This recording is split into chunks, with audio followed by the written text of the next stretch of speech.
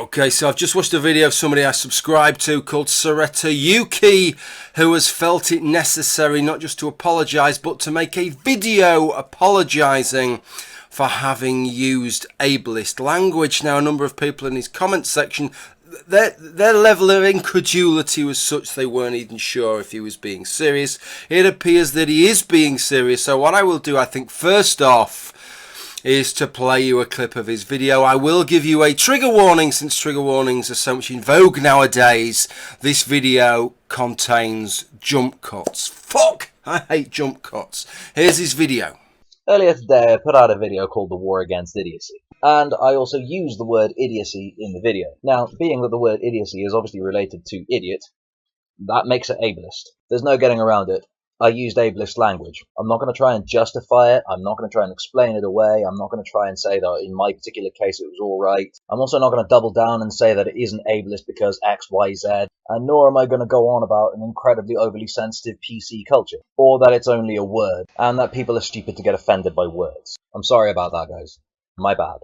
Institutional sexism, cis-sexism, ableism, racism, these things are so insidious that you often don't realise what it is you're saying that's so offensive. And in my case, it's actually kind of worse, because I know that idiot is ableist. But even knowing that, not once, but twice, I managed to make that mistake in a video. So this is what I don't get about that, right? I accept that there is such a thing as ableism. Ableism is a thing, okay? It is a thing. There is such a thing as ableism, and it is the discrimination or the prejudice against people based on their abilities, or rather their lack of abilities, if you prefer, their disabilities. I get that.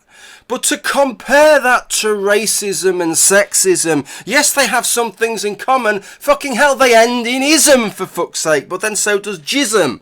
Well, that's probably not the most intellectual argument that I can offer you there, right? But the idea that using language like the word idiot is somehow comparable to using racist or sexist language immediately makes one start to think, well, what is wrong with using sexist or racist language? And I offer to you that what is wrong with racist or sexist language is that it makes the suggestion that by being of a particular race, right, let's say that you're black, that being black is less than not being black, or being black is somehow lesser than being white, or being female is somehow lesser than being male. If somebody, and I've adjusted my language over the years, because years back, if somebody did something that seemed a bit wimpy, I might have called them a big girl, right? But I wouldn't do that, because it is suggesting not just something about that individual, but it's suggesting something about girls and women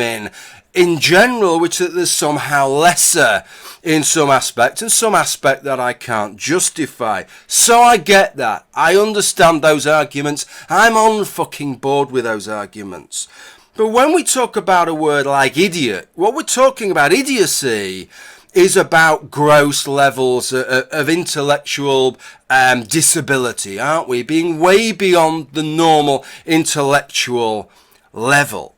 And I've yet to meet a single person that doesn't think that that is a bad thing. That says, no, it doesn't matter what intellectual level you are. They're all fucking equal. One of them isn't worse than the other. Being intelligent is no better than being grossly subnormal in terms of intellectual capacity. So it isn't the same thing, is it? What happens when you call somebody an idiot? The idea that the splash damage, that somehow that's going to make us feel really bad about anybody else who regards themselves as an idiot. Not that I've ever heard any single fucking person regard themselves as an idiot. But how does that work there? Because we already accept that idiocy is a bad thing. We already accept that having grossly subnormal intellectual levels is not a positive characteristic. So how are we going to make it seem any less of a positive characteristic? And what is wrong with making it seem like a negative characteristic? Perhaps we should just stop sending our children to school, because sending our children to school is giving them the idea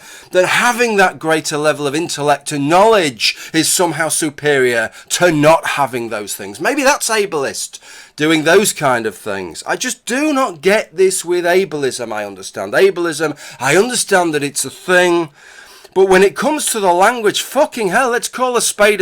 Surely, when something is obviously and manifestly not a good thing, there's nothing wrong with saying, hey, this isn't a good thing. Well, that's kind of how I feel about that. Ableist language just doesn't equate with sexist language and racist language. If you need to make arguments against it, you need to make some different arguments against it. That's pretty much all I wanted to say. Thank you for watching. Bye for now, you fucking idiots.